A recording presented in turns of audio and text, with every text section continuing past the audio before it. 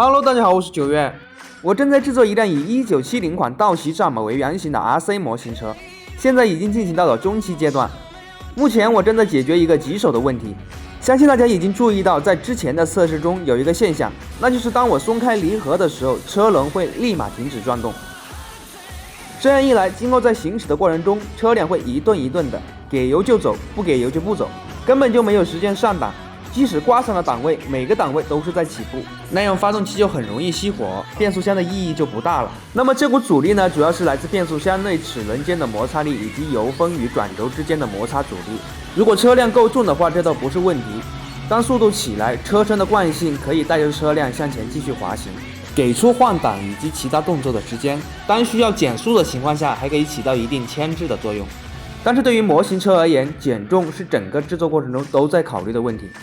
以至于这股阻力可以将本来就不是很重的车辆拽停，这个问题不先解决，那么离翻车也就不远了。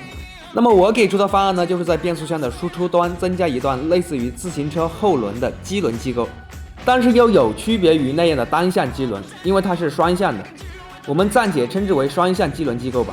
那么视频的后面呢，我会讲解它的工作原理。如果大家有不同的解决办法，欢迎在评论区或者弹幕留言讨论。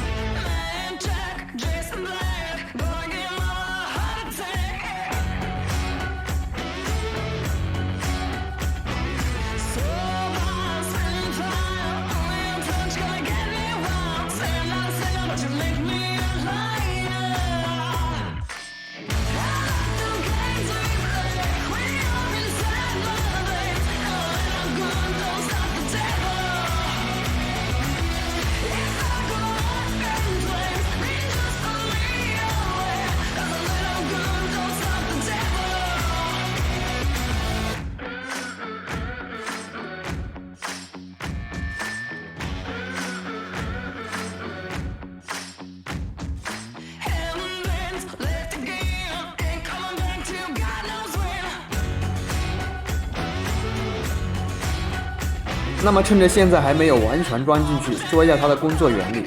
我左手边的这个转轴是变速箱的输出轴，右手边连接万向节连接到车轮。在这个齿开合的状态下，车轮前进的转动方向是自由的，它带动不了变速箱，此时就是车辆收油滑行状态。反过来，变速箱是可以带动车轮的。那么现在大家就会有疑问，倒档怎么办？很简单，将两齿捏合，此时两轴处于硬连接状态，那么反向的动力也就可以传输给车轮，完成倒车的动作。那么这个齿的离合同样是通过波叉与凸轮的一个配合来完成。